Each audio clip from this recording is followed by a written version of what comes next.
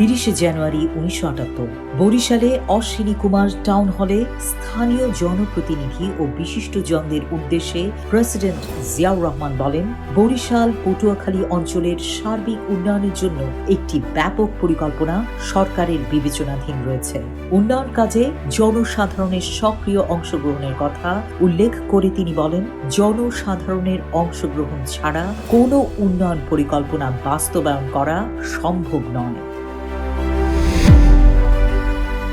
30 জানুয়ারি 1979 Bheramara high school মাঠে এক জনসভায় বিএনপি চেয়ারম্যান ও প্রেসিডেন্ট জিয়াউর রহমান বলেন, আমরা আর কারো গোলাম হতে চাই না।